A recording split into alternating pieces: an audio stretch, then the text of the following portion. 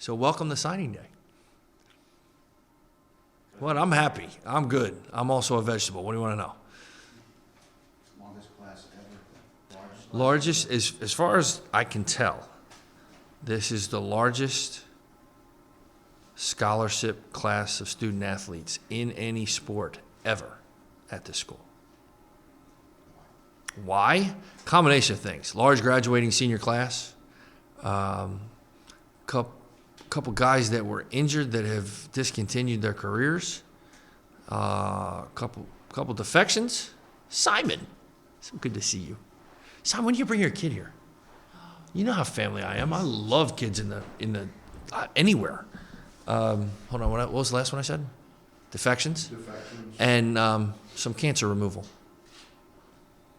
Coach, what does it say about the growth of this program to have the largest signing class? Well, it says that I'm smart enough to figure out that there's a need, and we found a way to fill it. What does it say about the growth of the program?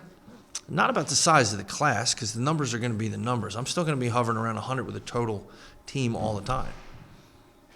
It's not that while that's an impressive number of dudes, and the odds are because there are so many guys in this class, the odds would say that a bunch of them are going to have really special careers out of this class, something you guys will be able to print down the road.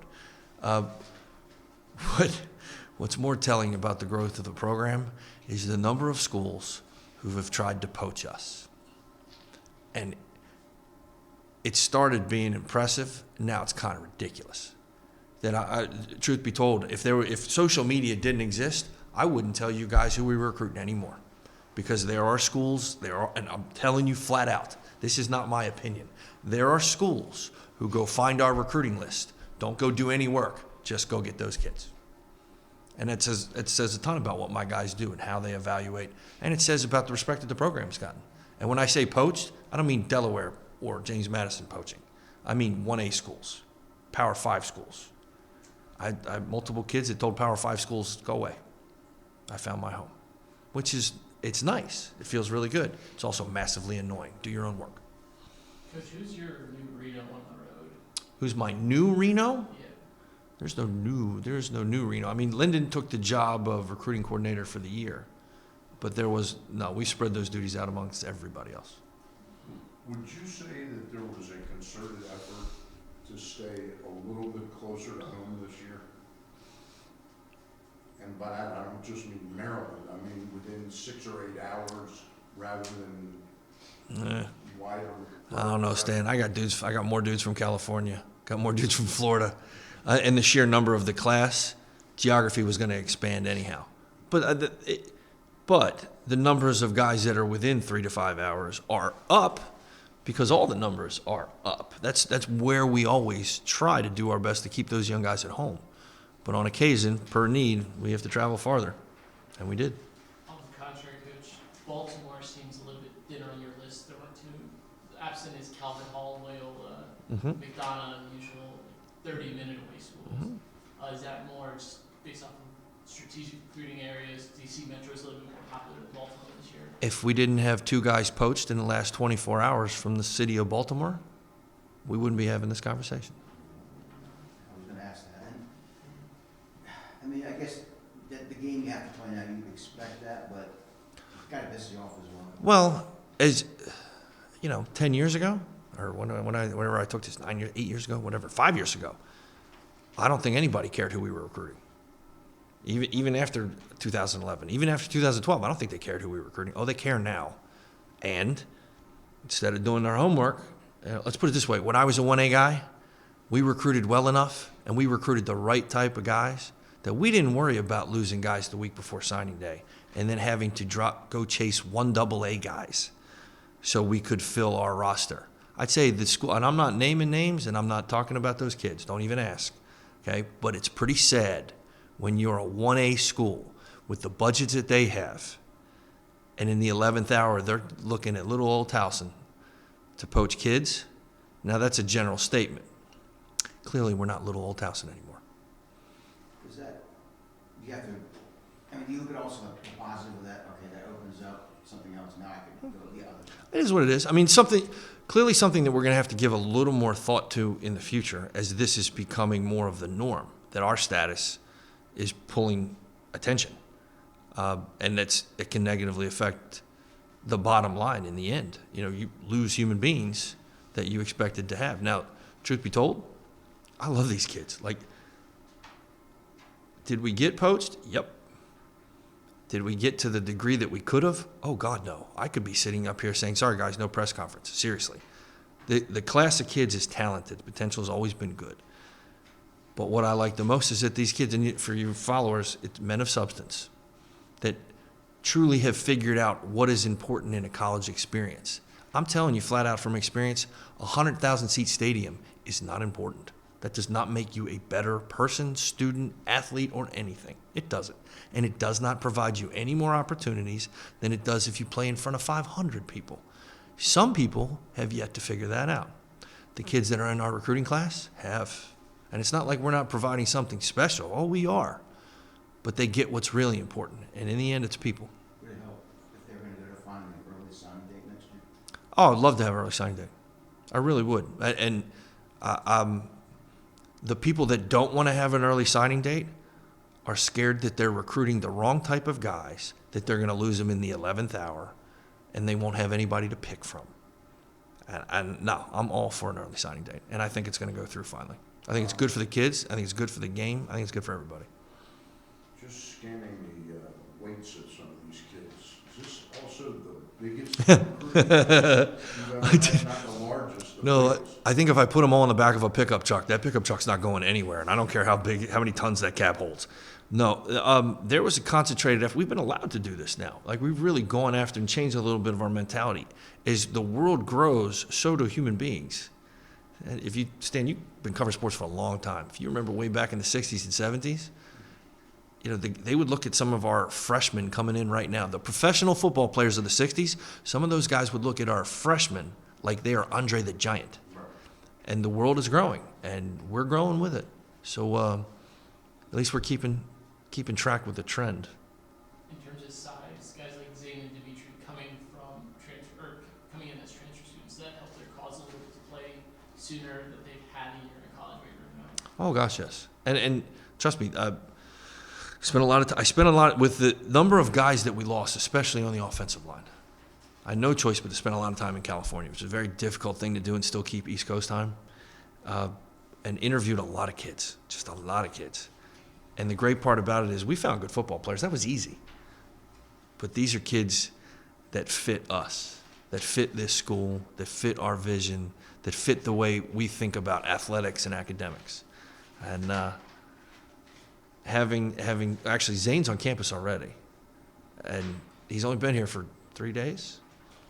And he's already ingratiated himself into the concept of the team faster than I've seen a lineman, especially a lineman, because that's a close-knit group. I've seen in a long time. It's pretty cool. What's he, I'm sorry. That's okay. What's he- Eligible for the spring. Yeah. Mm-hmm. What's his position? Zane? Most likely guard. Maybe center. He's center guard type. Yeah, I was wondering, in the center, I guess you either go with a younger player or. Mm-hmm. I'm getting better at this. Hold on. He taught me how to say his name. Rusalilo. Not Rusilio. I'm helping you. Rusalilo. And hey, mom's watching. Yes, I got your son's name right. Back to the offensive line. Mhm. I know, yes, you lost a lot of guys. Some just had to retire or whatever, Mhm. injured. But then you also have a concentrated effort looking at last year, and you struggled in some areas that Mhm. were on the wall. Oh, sure. Trying to get bigger and stronger. Oh, sure. Definitely. I'd be crazy not to. And, you know, I love the guys who have played here in the past. I really do. I thought they've done a yeoman's effort for what we asked them to do. But the competition we're playing is tougher, and the expectations are higher. And we went and recruited guys that are clearly not afraid of that at all. Love it. And they're anxious to be part of what they call the new breed.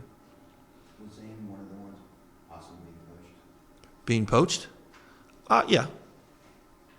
But he was a junior college guy, so we had him sign a letter of intent in the junior college window, so we didn't have to worry about that. The 6 guys that are mid-year enrollees, do you expect all of them to be able to make an impact next year? One would hope. Potentially, yes.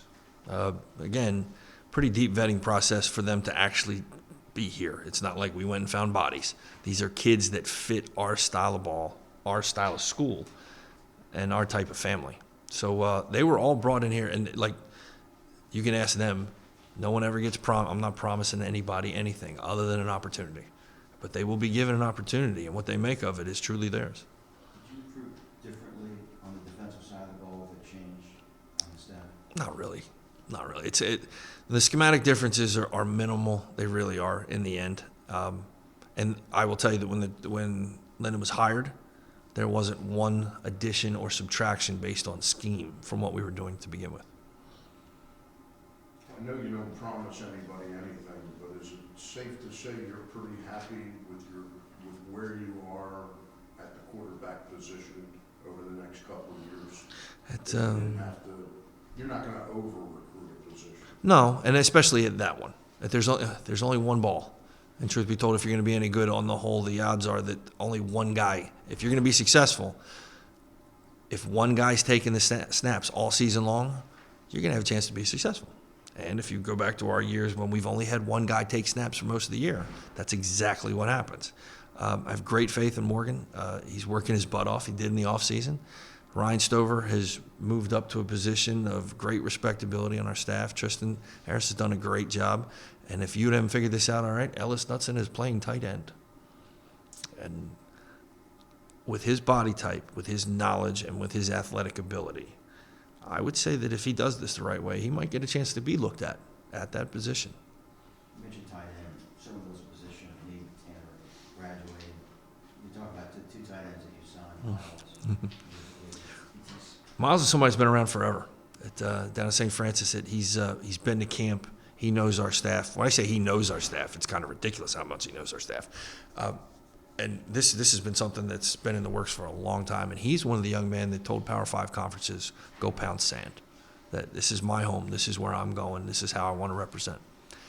And then when Matisse came on camp, I saw him on film and I knew who he was. But when I saw him in person, you know how, for those of us who are married, that your wife's really pretty and you like being around her, and you go to a dinner party and you walk in the room and you see that woman, and everybody sees that woman, and you try not to look and you try not to smile. Yeah, that's what happened when Matisse came to campus. I looked, I smiled, I shook his hand, I hugged him, I walked away, and I could not stop smiling. And the more I get to know him, the more I smile. Now, he's a great physical specimen. He's a great dude. Like, try fitting into a place you've never been and doing it fast and not trying. He's just got a great personality. He's got a good work ethic.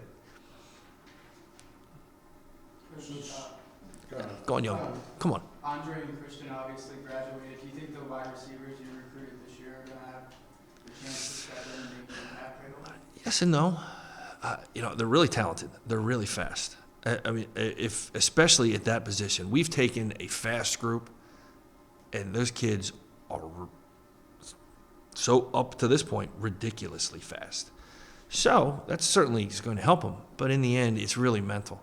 The jumping from high school to college, what your schematic knowledge is offensively versus what we're going to expect you to be able to do. Some guys can do it, and you guys have covered them. Some guys haven't. So, a guy like Andre Dissenberg just picked it up like that. I'd say that Christian Summers really didn't have the firm grasp of the offense until this year. Now, granted, look what he can do.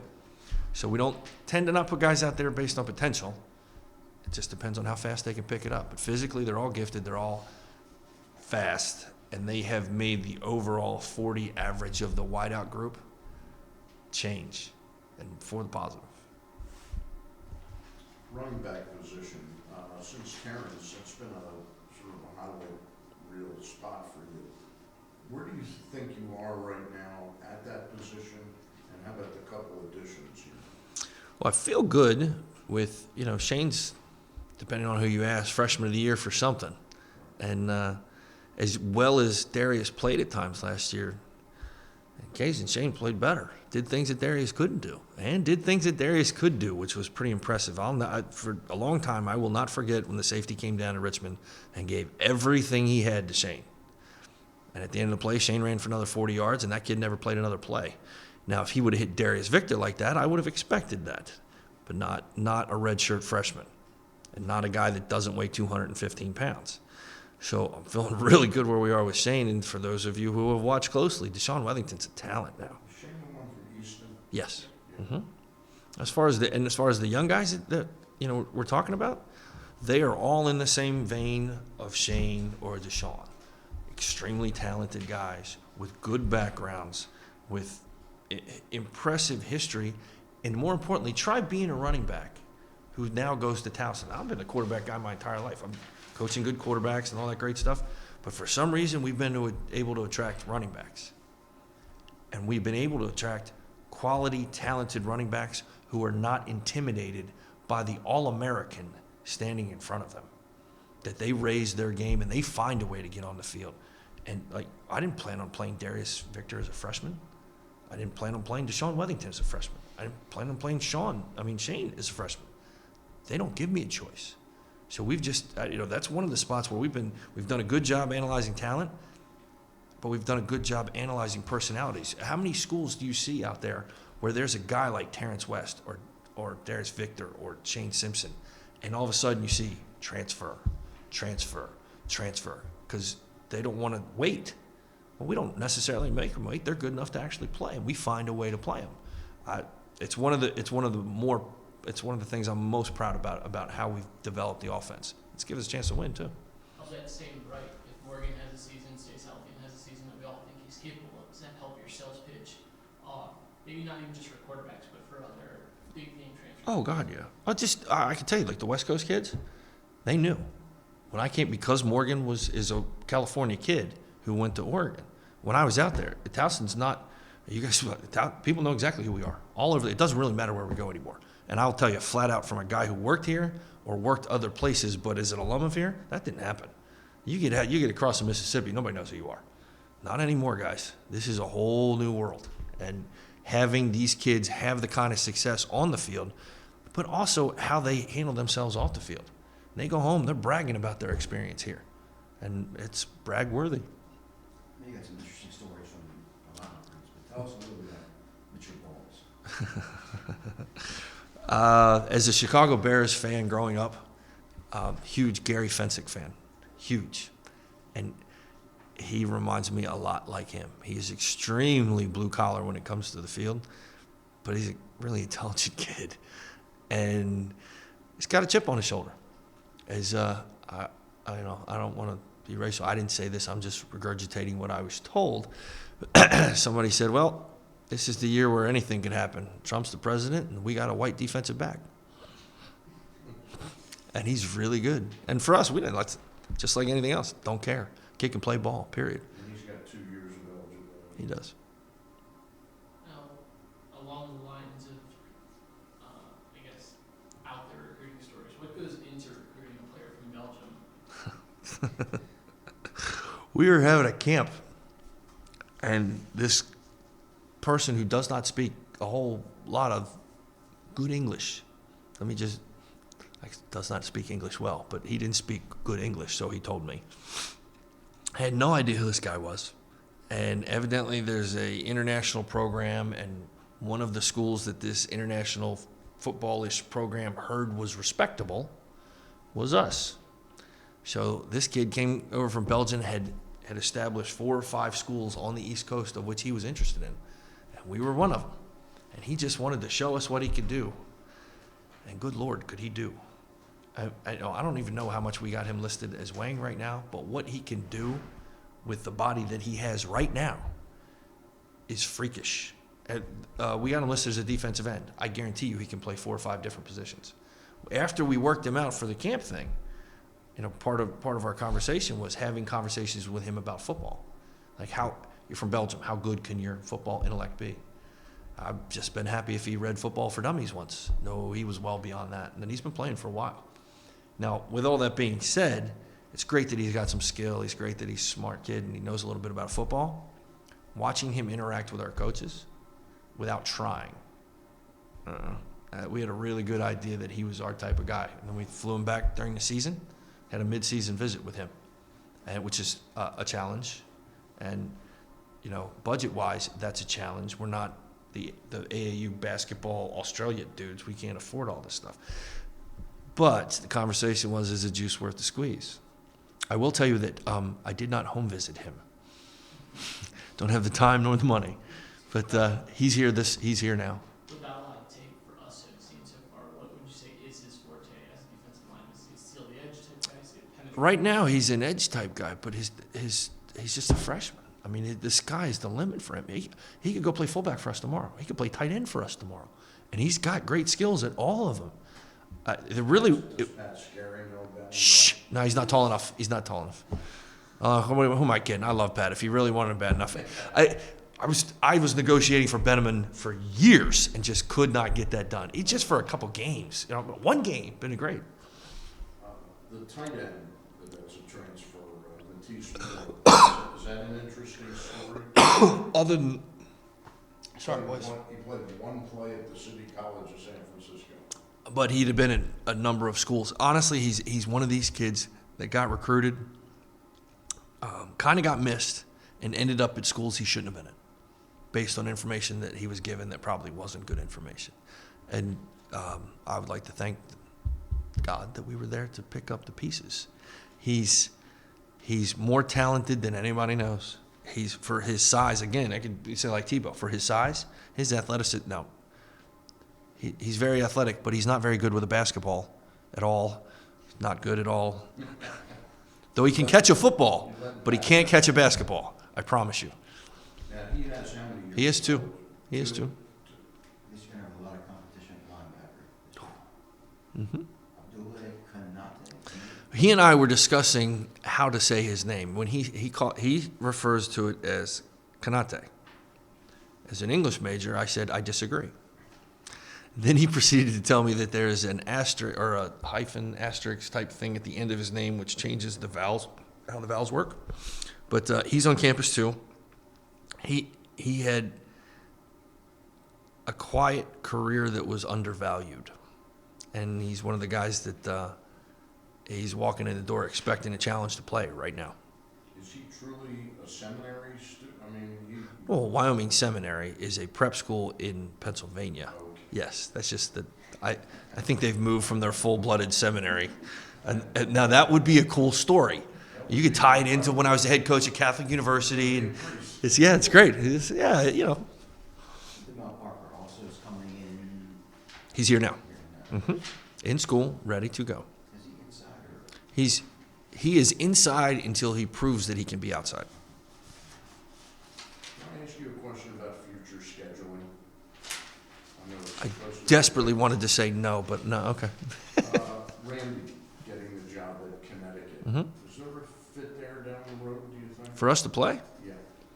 Or do you think he'd go, hell with that, I played them in Maryland.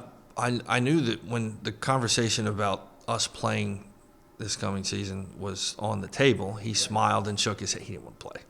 He didn't want to play. And truth be told, he probably doesn't. You know, we have great respect for each other professionally. We really do. And personally, I want to leave that out there. As far as future scheduling, I would not have any problem whatsoever playing the University of Connecticut. But then again, I don't have that much problem playing anybody at all. I mean, it's an interesting. Sure. It's an interesting match. Sure. You talked to him not about scheduling, but you talked to him since he took the job. Oh, God, yeah. Actually, I talked to Pretty him. excited. We talk pretty regularly, and he's very excited. I told him he was nuts. Yeah. It's one of the more obscure college football stories I've heard in a long time, but I wish him well. And to be honest, for what little roots I grew up in that state and the time I spent there, I think it's a great hire. I know that he'll do well, and I'm happy for everybody back up there. I noticed you brought in 5 or 6 DBs. You didn't lose much, I guess, Jeter, in terms of key players. Was that? We didn't feel like we had many to play with last year, that we didn't have enough where we were. And, Jordan Floyd during the season, Jeter gone, and it's one of those positions where as the game grows, let me say this, as the game evolves, with all the spread teams and everybody wants to hurry up and go fast, and then that outside linebacker at the nickel and dime position become tenuous. Are they linebacker guys and really run stopper guys, or are they past guys that can cover sideline to sideline in the run game. And we decided we'd be much better served to have more than less. So you're not moving like Keontae is staying, you're not moving different positions? Or, Don't plan on it. some of the interesting DBs that you brought in, Kobe Tippett, for example. Okay? Pretty good father as a player. Not bad. Not bad genes, yeah.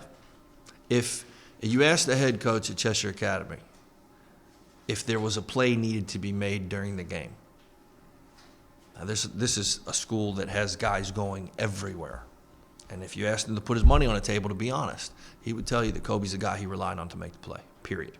And he's the best player they had. He's a corner safety. Let me see him backpedal and close versus who we got, and then we'll see. But he can do both. Do you usually use a scholarship for a punter? Can you tell, I mean, is that a guy you expect to punt next year? I expect Pat Toomey's here, and he's done a good job, and he's grown through the years, and he's watched and learned from Jake and done a great job. And Evan is the #1 punter in the state of Michigan. Yeah, that's not a little state. They play a lot of football. I'm massively impressed that we were able to get him out of there. That's a hard thing to do.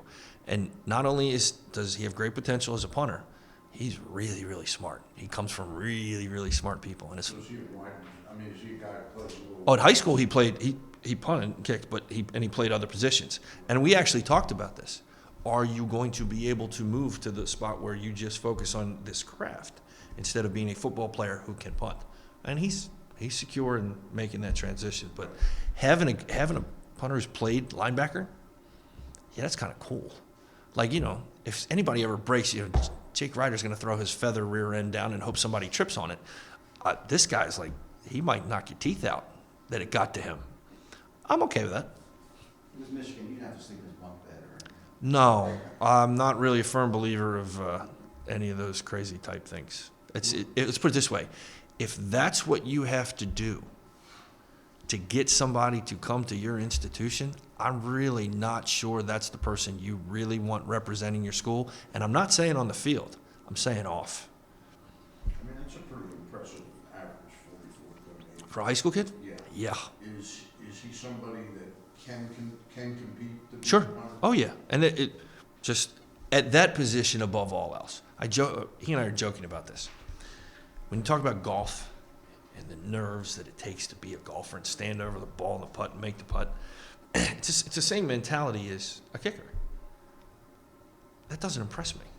Like, seriously, that really doesn't impress me. There's a Miller Lite commercial a couple years ago where the guy's putting, and as he goes and hits the ball, 6 dudes in football helmets deck him on the green. Now, when you're standing over that putt, yeah, I'm going to be a little bit nervous. But from a guy who stood in the pocket for all those years and got the ever-loved crap beat out of him and still had to throw a football or run the play or do whatever, that's not the same. When you're a punter, they're not trying to kill you. All you have to do is kick the ball. So having the mentality of a player, a football player, who now becomes a kicker, the odds are that standing over that 3-foot putt doesn't really freak him out, and therefore will allow him to have a chance to compete at an earlier age. Tell us a little bit about the former FBS commit, Nigel Johnson. Friends and relationships. Nigel's committed to Nevada. I was committed to the defensive coordinator from Nevada, who happens to be an old friend of mine. And I say old, like old. Like we coached against each other when we were Division III head coaches when we were much, much younger. And Nigel was a good ball player that committed to them early based on relationships. And then when that staff was fired, people had let him go because they were already filled up or whatever for the. And I got a phone call, and he said, "You know about him?" I said, "Of course I do." He goes, "I don't think the new staff's going to take him." And we picked up on the spot. I mean, we'd been involved from the beginning, but we picked it up pretty fast. And he took, he was here for his official visit. And I distinctly remember saying, his dad's going to get mad at me when he sees this. So I go, "So, how was it? Was it everything you thought it was?" He goes, "Coach, I thought it was awesome." He goes, and then he turns and looks at his dad, and he goes, "He didn't think it was going to be this good. He really didn't.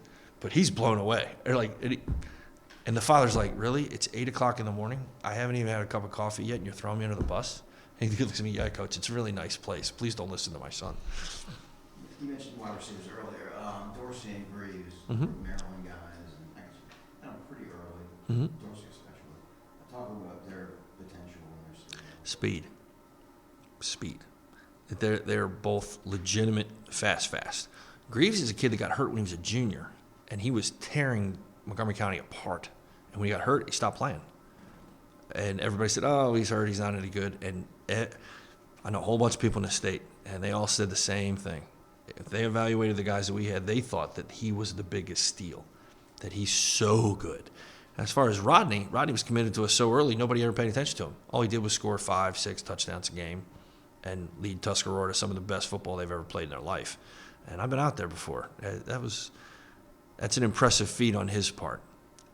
And the thing, I know I might sound trite, but the thing I like best, he's going to represent my diploma extremely well every single day he's here. And it's got nothing to do with football.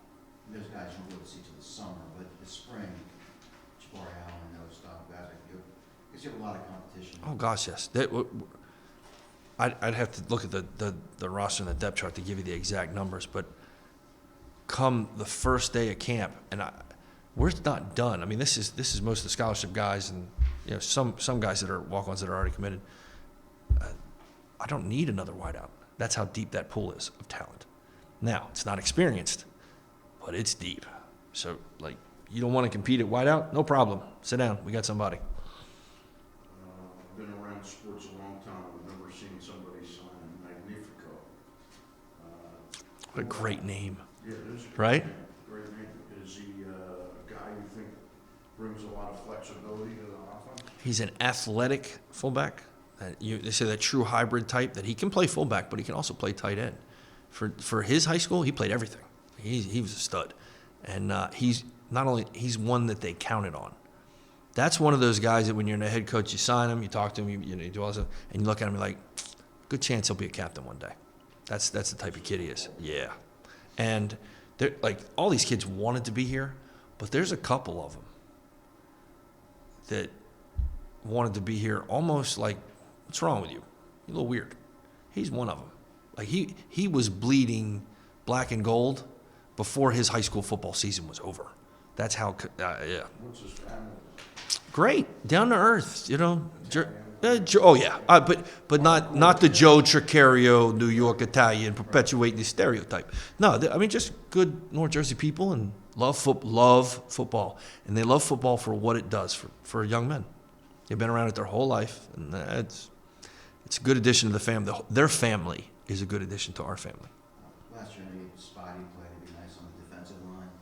Didn't get that many lines with Mullins. Can you tell us a little about him? Long and with a high ceiling.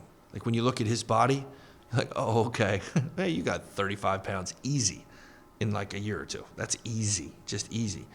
And he's smart, really smart. This is a guy who can be really big, is athletic, is smart, and oh yeah, he's a really good person. Love that family, by the way. And they're all in. He knows what it takes to be successful. And and when he's in the classroom, he's really, really smart. And then when he steps in between the white lines, I'm not going to say he's not smart. I'm just going to say he's tougher than he is smart. What has to improve at that position? Is it players?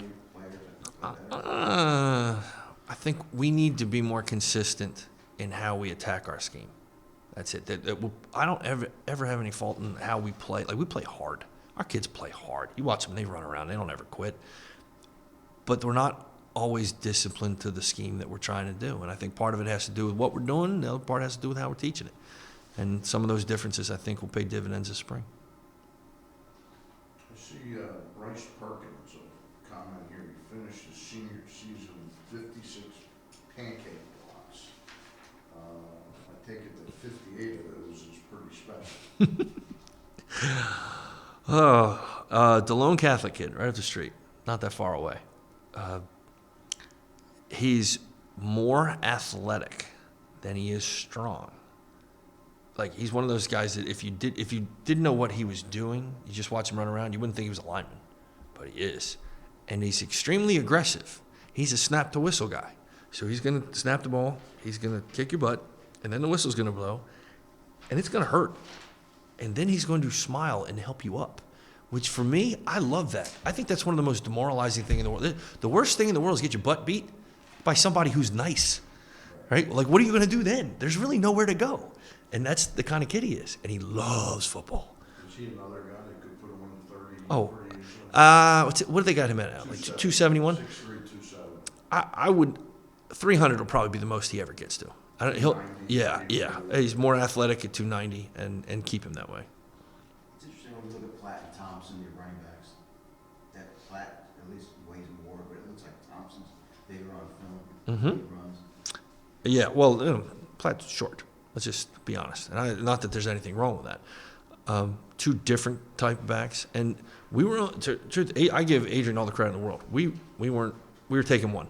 Jalen was in the boat, and he was almost the only guy from the very, very beginning. And there was another one. You might ask about him. Adrian was so good. The conversation that the staff did was, this is a Maryland kid who's that good, who's not getting recruited well enough. And basically, we got to take a flyer on him. Everybody said, oh, he's too short. He's too small to play Division I ball. We're going to find out. That boy's walking around with a chip on his shoulder. And I wouldn't like to be on the receiving end of whatever he brings. Because he might be short, but I don't know. Stan, you might remember this name. Noah Reed. Do you remember that name? You didn't around long enough for that? I was talking about it when I saw him. Noah played running back for me here when I was the offensive coordinator a million moons ago. And he was not a large human being. He was, however, the explosive, and I'm going to say, sorry, Donnie Brown and all, he was the most explosive running back I've ever been around. And what I mean is, when the point of contact, he's like Walter Payton. He never got hit. He hit you, and he exploded into you when he hit you. Adrian has that kind of body explosion that Noah had. And that's a rare thing to find. I'm not saying he's Noah. I'm just saying that little piece of him is in there.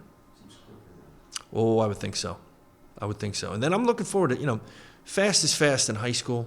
I mean, you can do track times and stuff like that. But when you're a running back in high school and you're a recruitable running back in high school, you're supposed to run away from people. He does.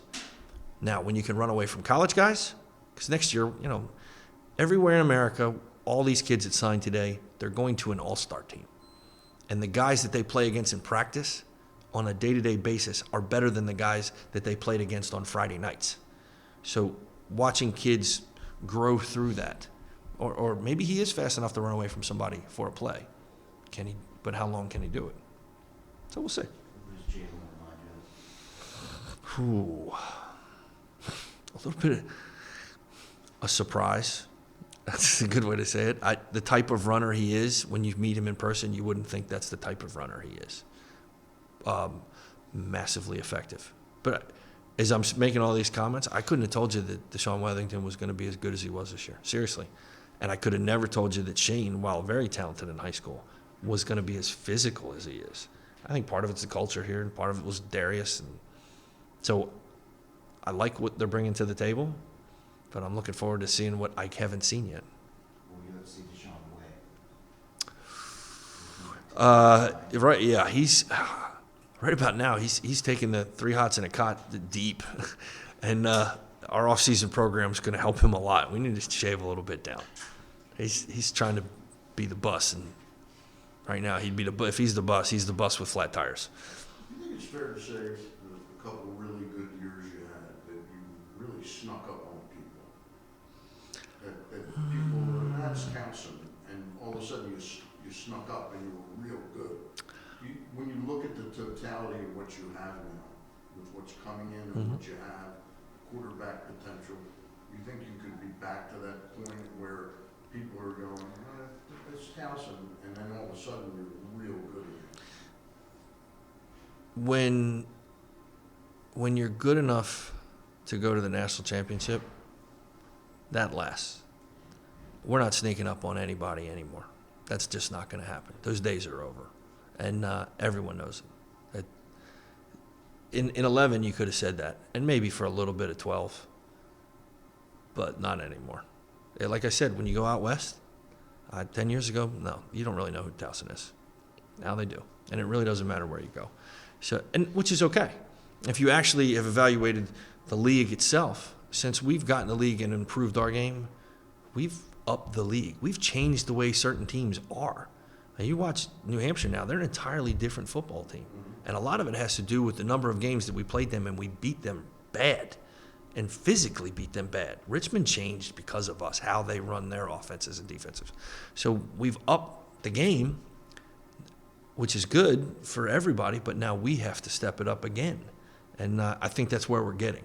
I think the guys in the last couple of years were, they enjoyed the accolades that they may not have necessarily gotten on their own.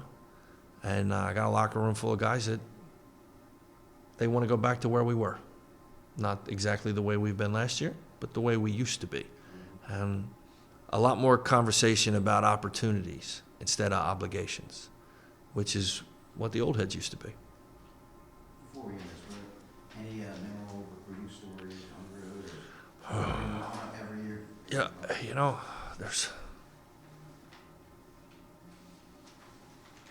there was a place in, I'm not going to say where it was, but they ran out of cars.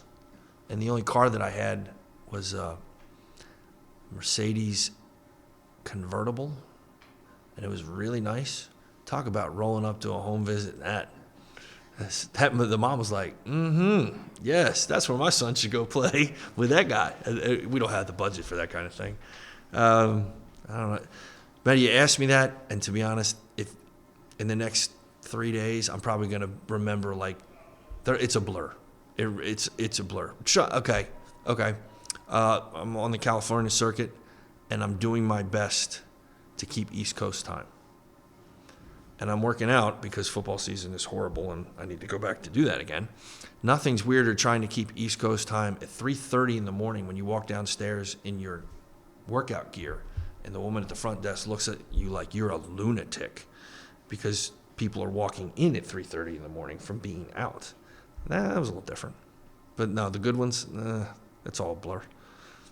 Notice your offensive lineman, Cole Chiripko. Yes. How do you pronounce it? Tripko. Tripko. His brother played for you. Correct. How's he stack up, and is it nice? Wow, you're asking me to start a fight in the house? Is it nice when you obviously got sort of a recommendation in-house? Yeah, a little bit. It's validating that when you have a young man go through your program and then have his brother want to do the same, and he was highly recruited. His brother was highly recruited. Drew was a defensive lineman. Cole's an offensive lineman. Drew was, I can't say any more than this on the thing. They're going to kill each other. But they do. I love it to death. They're great brothers. It's validating for how we do what we do and where we do it, that this kid wants to be a part of the school. And the great part about it is he wanted to be here. He comes on the official visit, and the dad goes, you know what? The kid's been here over 40, 50 times in his life, but he had never been anywhere but right here, just this side of campus. And he was already committed to go to school here. Right. When he went and saw the other side of campus, he saw all the academic buildings and how everything sold isn't a good word. The only problem in the entire recruiting process with him was the kid goes, and the dad, can he have number 54? Now, I'm an English major. I can tell you, it took me 4 years to realize Darius Victor wears 7. And my worst day of the week is game day when the ref goes, okay, give me the numbers of your captains. And I'm going,